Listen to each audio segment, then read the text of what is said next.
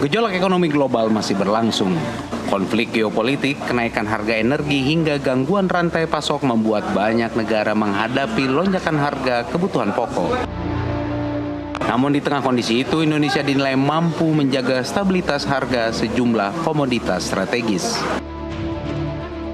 Menjaga harga tetap stabil tentu berbuah sentimen positif bagi masyarakat. Namun di balik stabilitas terdapat berbagai kebijakan yang memerlukan biaya besar, mulai dari subsidi energi hingga pengendalian pasokan pangan. Aktivitas manufaktur sempat termoderasi pada akhir triwulan kedua, namun kembali melanjutkan ekspansi pada bulan Juli 2026 dengan PMI manufaktur di level 50,2, menunjukkan pemulihan optimisme pelaku usaha. Ke depan, sinergi kebijakan antar lembaga anggota KSSK akan terus diperkuat guna menjaga keberlanjutan momentum pertumbuhan. Lantas, seberapa efektif kebijakan pemerintah menjaga daya beli masyarakat dan mampukah stabilitas harga ini dipertahankan jika tekanan ekonomi global terus berlanjut?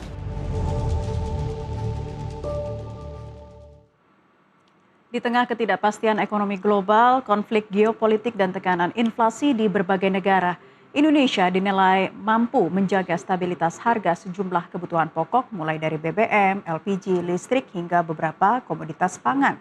Kondisi ini memunculkan apresiasi sekaligus pertanyaan, apakah stabilitas itu sepenuhnya merupakan hasil kebijakan pemerintah atau juga dipengaruhi faktor-faktor ekonomi lainnya?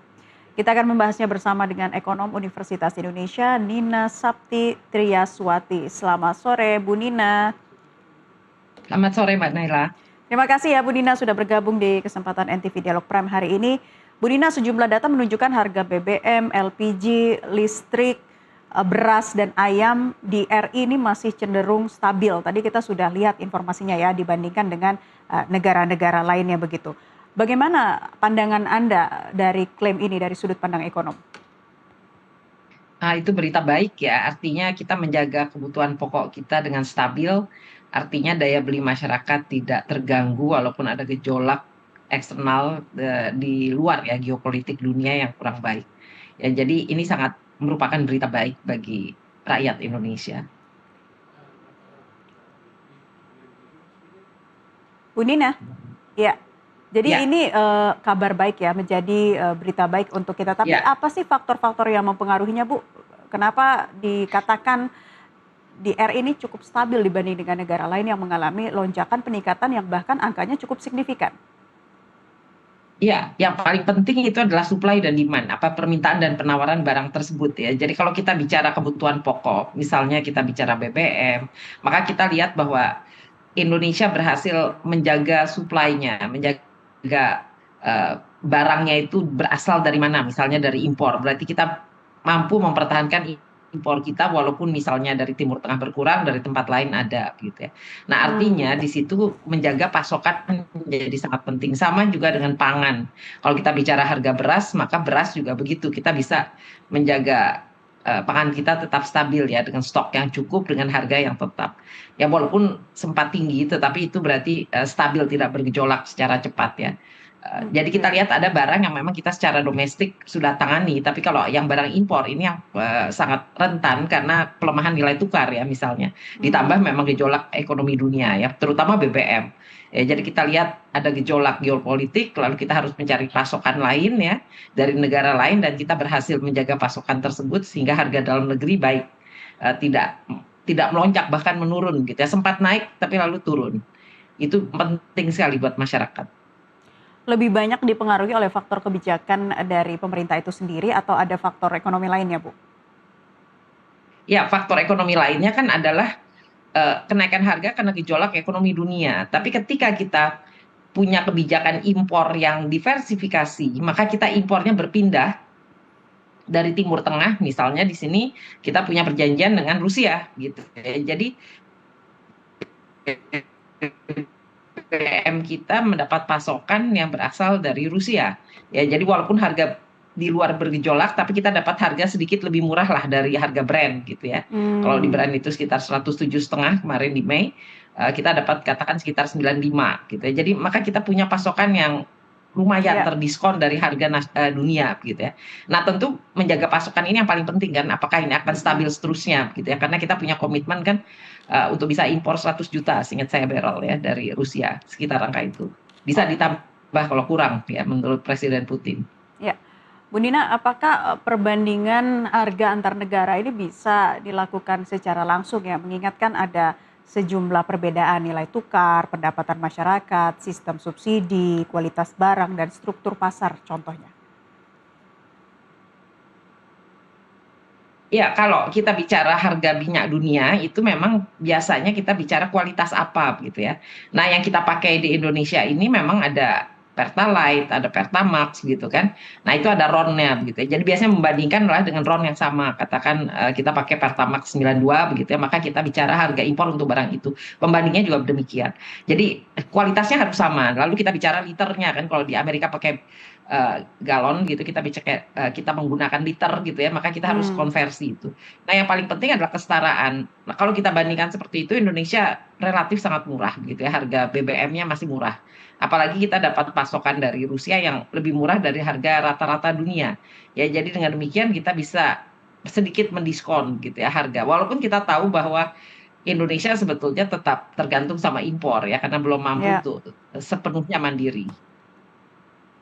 Bu Nina, walaupun dikatakan masih cukup stabil ya dibanding dengan negara-negara lain, tapi indikator apa saja sih yang bisa dikatakan bahwa ataupun digunakan ya untuk menilai bahwa harga kebutuhan masyarakat ini sejauh ini benar-benar terkendali? Iya, Indonesia memang beda misalnya dari sisi pangan gitu ya. Buat Indonesia barang kebutuhan pokok kita pangan itu adalah nasi ya, beras gitu ya. Lalu kita bicara ayam, telur itu agak mirip dengan negara lain, tapi berasnya ini yang menjadi faktor dominan. Ya, jadi faktor apa yang mempengaruhi tentu pasokan dari beras itu sendiri kalau secara domestik. Nah, yang akan sama di seluruh dunia itu transportasi yaitu BBM. Dan BBM ini rebutan ya di dalam konteks siapa yang punya BBM begitu kan. Nah, sementara ada perubahan geopolitik dunia, katakanlah di Timur Tengah itu kurang stabil, maka Indonesia kan punya beberapa pilihan untuk mengimpor dan Indonesia berhasil punya komitmen di situ. Nah, tiap negara punya strategi untuk menggunakan Hmm, diversifikasi impor ya, kerjasamanya. Dan ini sangat terkait dengan apa namanya kerjasama internasional. Indonesia misalnya anggota BRIC, maka kita punya teman selain daripada yang belum anggota BRIC kan, jadi kita punya pilihan di dalam mengimpor. Nah, itu sangat penting ya. Jadi strategi untuk bisa dapatkan barang di dunia itu sangat tergantung kepada pertemanan di dunia. Ya, kita ada di hmm, kelompok mana hmm. gitu ya. Jadi ini beda-beda Relasi-relasi tiap negara geopolitik yang harus strateginya. terus dibangun secara agresif ya Bu Nina dalam hal ini ya? Betul. Oke. Jadi ada geopolitiknya. Hmm. Seberapa besar sih peran subsidi, misalnya bantuan sosial, operasi pasar, dan pengendalian distribusi dalam bisa menjaga kebutuhan dasar masyarakat? Ya, bansos sendiri memang ada. Indonesia punya program ya untuk menjaga supaya bantuan kepada yang kelompok desil 1 sampai 4 itu stabil ya, bisa berupa bantuan pangan, bisa bisa bantuan subsidi transportasi gitu ya, bisa Hmm. subsidi bahkan rumah gitu ya. Jadi Indonesia kemarin Pak Prabowo di bulan lalu di bulan Juli itu sudah mengumumkan ada 29 jenis bantuan pemerintah untuk katakanlah menahan supaya rakyat tidak menjadi miskin gitu ya, atau yang sudah miskin terbantu gitu ya. Jadi Hmm. program Propur lah gitu ya, dan program untuk menjaga kestabilan di daya beli rakyat gitu. Itu 29 jenis kebijakan. Di antaranya memang kita lihat ada bantuan pangan, ada bantuan pendidikan, ada bantuan transportasi tadi gitu ya, dan ada berbagai apa namanya diskon gitu ya. Jadi kita bisa lihat itulah strategi Indonesia secara luas ya, bukan hanya strategi Hmm. dagang tapi juga strategi bantuan sosial. Nah, tiap negara punya variasi di dalam bantuan sosial ya. Indonesia termasuk banyak pilihan gitu ya.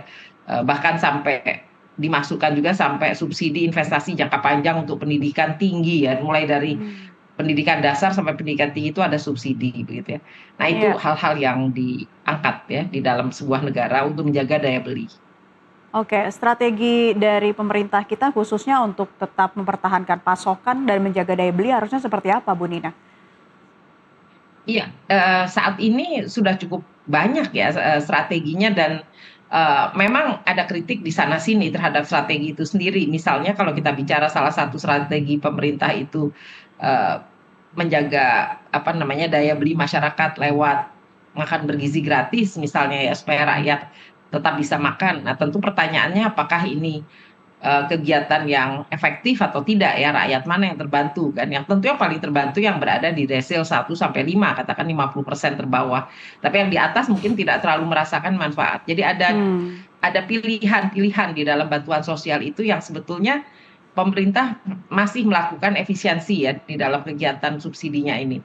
Ya juga termasuk BBM ya, ketika disubsidi yang disubsidikan minyaknya ya BBM. Tapi yang menikmati BBM kan banyak kelompok yang cukup kaya begitu ya. Jadi kenapa disubsidi semua? Itu Hmm. seringkali pertanyaan. Ya, Harusnya kan yang miskin yang diprioritaskan saja ya, begitu. Itu pilihan pemerintah kan, memberikan subsidi kepada seluruh golongan gitu ya. Nah ini penting ya oke. untuk kita pahami bahwa strategi tiap negara beda-beda begitu ya. Jadi apakah pemerintah milih strategi ini? Pertanyaannya tentu tergantung pada kebijakannya. Apakah pemerintah mau membiayai karena artinya kan semua golongan disubsidi ini dari yang paling miskin sampai yang paling kaya pun disubsidi oleh pemerintah gitu ya. Itu sangat penting gitu ya untuk memahami Oke. bahwa tidak sama tiap negara Ya. dalam hal subsidi. Iya, dan juga pemerintah harus bisa memastikan apakah, tahan lonjakan harga dunia ini juga bisa tepat sasaran ya Bu ya, menyasar kelompok, masyarakat tertentu. Tapi Ya, kalau Bu Nina melihat sejauh ini seperti apa? Sudah cukup efektifkah? ya, iya, ada subsidi yang targetnya jelas ya, penerima bantuannya berasal dari desil 1 sampai 4 gitu ya, dikemukakan di dalam kebijakannya. Tapi Hmm. ada subsidi yang bukan kepada desil 1 sampai 4 tapi kepada semua orang. Tadi Hmm. saya sebutkan, BBM misalnya, itu tidak dibedakan Anda berasal dari desil mana begitu ya, tapi Anda Iya. silahkan beli, kalau Anda beli Pertamax ya dapat subsidi, beli Pertalite dapat subsidi begitu ya. Jadi yang beli yang paling mahal pun dapat subsidi bahkan gitu ya. Mhm. Jadi kita lihat ini pilihan pemerintah tadi ya. Jadi tidak semua bantuan, pemerintah yang dalam konteks menjaga supaya rakyat tidak jatuh miskin ini, eee, merata begitu ya. Jadi, tidak semua berada di kelompok termiskin, tapi bahkan Iya. kelompok kaya pun menikmati. Nah pertanyaan orang adalah, apa cukup uangnya kok membiayai semua jenis subsidi seperti ini kan. Jadi Mhm. ketika pemerintah melakukan efisiensi anggaran, sebetulnya ini titik di mana pemerintah bisa memotong anggaran yang tidak tepat sasaran subsidinya, karena subsidi kok ke orang kaya bukan ke orang miskin, itu pertanyaannya. Tapi tentu ini pilihan pemerintah kan, kenapa kok Iya. pemerintah menyediakan subsidi buat orang kaya? Itu berarti pemerintah Mmm. merasa mampu kan dengan keuangannya. Kalau suatu hari tidak mampu, mungkin subsidi orang kaya dulu yang dipotong gitu ya. Ini Iya. kan tentu lebih adil daripada subsidi orang miskin yang dipotong duluan gitu ya. Iya. Nah ini sampai hari ini disubsidi semua itu kalau kita lihat yang diumumkan Bapak Presiden itu, walaupun tidak merata ya, jadi artinya bantuan tertentu hanya untuk orang miskin, tetapi misalnya bansos yang untuk kelompok pangan yang termiskin ya, atau untuk, katakanlah bantuan pendidikan untuk rakyat miskin tadi. Tapi ada juga bantuan pendidikan untuk orang kaya begitu ya, yaitu mereka yang bisa masuk sekolah tertentu itu tidak dilihat dari golongan mana, yang penting dia mampu, mendapatkan, apa, surat masuk gitu di sekolah itu dibiayai tanpa melihat dia dari kelompok mana, itu subsidi yang sifatnya apa, memberikan investasi jangka panjang ya, supaya membangun negara. Nah ini pilihan ya, jadi kita lihat ada 29 jenis, kebijakan yang diumumkan Bapak Presiden yang sifatnya subsidi, menjaga daya beli, termasuk di dalamnya ada program MBG, ada subsidi BBM gitu ya, dan ini tergantung dengan harga.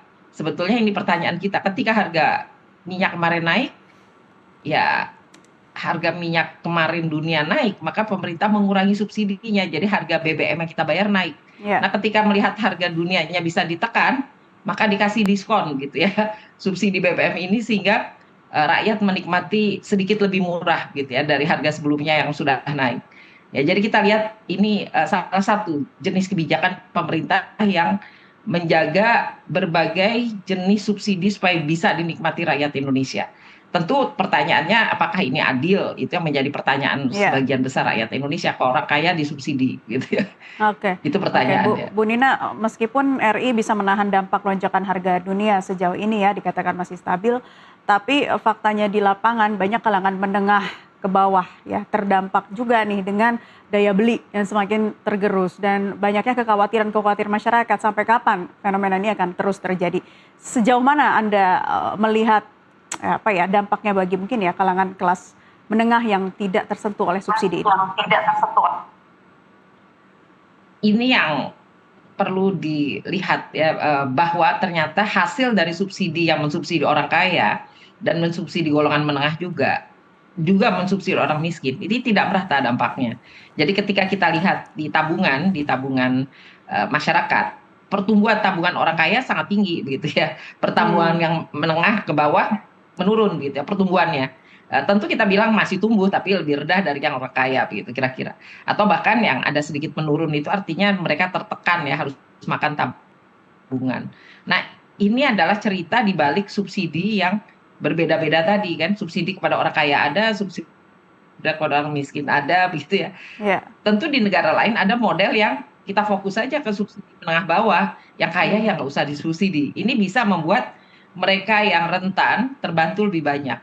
Tapi pemerintah sudah memilih kebijakan yang mensubsidi tidak hanya yang paling miskin, desil 1 sampai 4 tadi, miskin dan rentan miskin, 40% terbawah lah dari pendapatan rakyat Indonesia ya, tetapi pemerintah sudah memutuskan mensubsidi kepada barangnya, yaitu BBM, kepada katakanlah aksesnya gitu ya, misalnya pendidikan gitu ya. Jadi orang kaya yang berhasil masuk sekolah terbaik dapat subsidi gitu ya, itu kan berarti subsidi pada orang kaya gitu ya. Nah ini penting kita pahami ya, model subsidinya beda-beda, ada 29 jenis kebijakan yang menurut pemerintah menjaga daya beli masyarakat, mencegah atau memperbaiki kemiskinan Indonesia gitu ya. Yeah. Kalau kita perhatikan variasinya besar ya, 29 jenis kebijakan yang diumumkan Bapak Presiden bulan lalu itu sangat penting untuk dipahami bahwa ada subsidi untuk orang paling miskin, ada subsidi untuk orang kelas menengah, ada subsidi yang memang nggak memperdulikan apakah dia kaya atau miskin, yaitu subsidi sampai orang kaya sekalipun dikasih gitu ya. Itu jenisnya. Ya saya tadi sebut BBM contohnya, itu kepada siapa aja yang beli BBM disubsidi lah kira-kira gitu. Oke, mekanisme yang dipakai pemerintah saat ini untuk menahan lonjakan harga dunia, apakah sudah cukup ideal atau kita masih bisa mencontoh negara-negara lain yang mungkin lebih sukses menerapkan konsep ini, Bu Nina? Nah, pada dasarnya Indonesia mencoba membantu rakyatnya dengan berbagai cara. Tapi kalau kita bandingkan negara lain yang menjaga daya beli masyarakatnya dengan lebih transparan, ya misalnya ya negara Eropa atau Amerika itu dia pakai model yang namanya subsidi kepada mereka yang memerlukan. Jadi artinya kelompok menengah ke bawah begitu ya. Prioritasnya ada di situ. Yang kelompok 50% teratas itu dibantu tapi bukan bentuk subsidi ya, kepada aksesnya aja begitu ya. Nah ini penting untuk kita lihat, itu beda ya, beda model. Ya jadi kalau ada model yang begini sebetulnya lebih jelas, mereka rakyat tahu bahwa dibantu karena seseorang itu digolongkan miskin atau katakanlah 50% terbawah.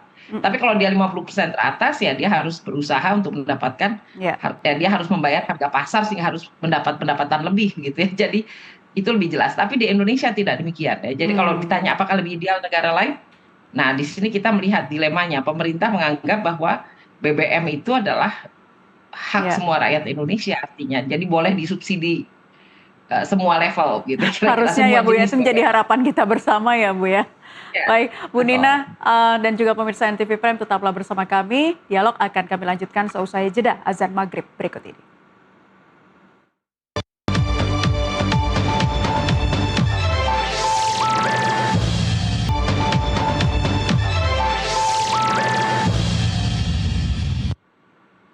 Kembali bersama kami di Dialog NTV Prime, rahasia Indonesia menahan lonjakan harga dunia. Sebelum kembali dialog pemirsa, kita akan melihat dulu perbandingan dari harga-harga dan kebutuhan rumah tangga Indonesia dan juga negara-negara lainnya. Kita akan lihat harga BBM, bensin paling banyak digunakan di masyarakat ya. Stabilitas BBM jenis Pertalite di Indonesia pada Juli 2026 ternyata terpelihara dengan baik tanpa adanya kenaikan, yaitu tetap stabil di Rp10.000 per liter. Nah, kebijakan ini mempertahankan daya beli masyarakat meskipun terjadi penyesuaian dan penurunan harga pada sejumlah produk bahan bakar minyak non-subsidi. Itu ya, kita bisa lihat perbandingannya dari Nigeria, Amerika Serikat, Laos, Nah, kemudian ini ada harga LPG rumah tangga. Pada Juli 2026 ditandai oleh kepastian harga LPG subsidi yang tidak naik serta penurunan harga LPG non-subsidi. Kebijakan ini diumumkan menyusul evaluasi berkala pasar energi oleh Pertamina Patraniaga dan penegasan pemerintah melalui Kementerian ESDM. Kita lihat perbandingannya dengan Nigeria, Bangladesh, Filipina, India, dan Pakistan. Ya, Indonesia masih dikatakan cukup stabil. Nextnya untuk harga listrik rumah tangga, tarif listrik PLN di Indonesia pada Juli dipastikan stabil tanpa kenaikan mencakup 24 golongan pelanggan subsidi dan 13 golongan pelanggan non-subsidi. Untuk triwulan ketiga Juli hingga September, dan kebijakan ini bertujuan menjaga daya beli masyarakat serta memberikan kepastian bagi dunia usaha. Kita bandingkan dengan negara lainnya ya, itu ada Mesir, yang naik hingga lebih dari 29%, Sri Lanka, juga Turki, Bangladesh, Inggris yang mengalami kenaikan yang cukup signifikan.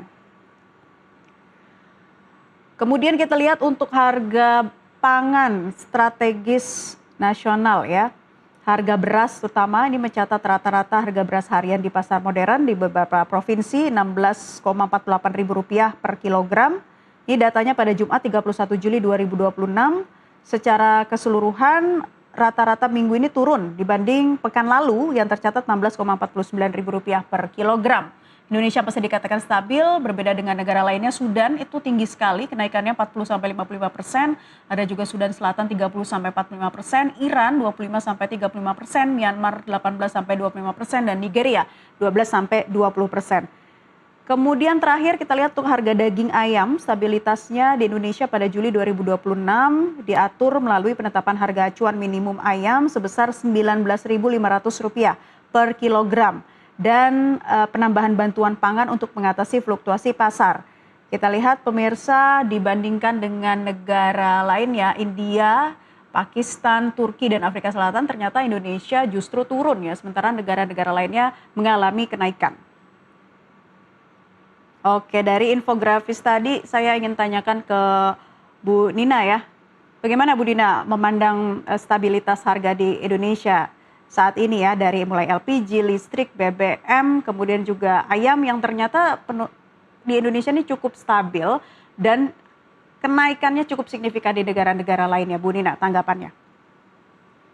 Ya, itu bagus sekali ya. Berarti Indonesia aman ya dibandingkan dalam hal stabilisasi pangan, stabilisasi BBM, LPG ya, sumber energi kita aman begitu ya.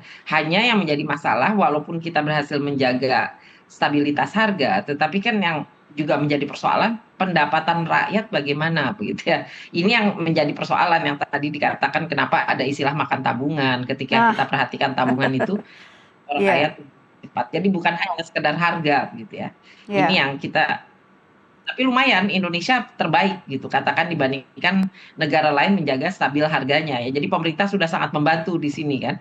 Cuma di sisi lain bagaimana supaya menghidupkan lapangan kerja, menghidupkan sektor real, sektor jasa supaya ada lapangan kerja. Jadi jangan sampai orang di PHK terus gitu. Kira-kira kan gitu. Jangan sampailah dengan kondisi yang tidak baik-baik aja di dunia global itu sektor real kita memburuk ya, artinya ada pemecatan kiri kanan, efisiensi sumber daya manusia gitu ya, kan banyak juga perusahaan mem-PHK pelan-pelan gitu ya, sebagian yang kontrak lepas begitu kan.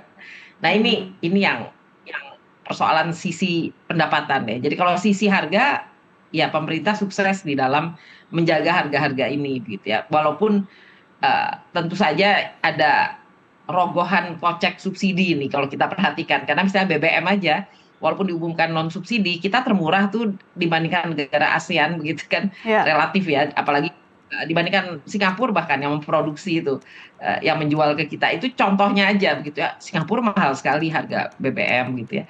Nah ini hanya ingin memberitahu bahwa Indonesia menjaga ini stabilitas BBM-nya dengan sangat ketat gitu, atau LPG-nya juga baik sekali, PLN juga demikian gitu ya. Tapi yang jadi masalah di satu sisi ada harga, di sisi lain ada pendapatan masyarakat ya. Jadi memang PR-nya dua sisi sebagai pemerintah.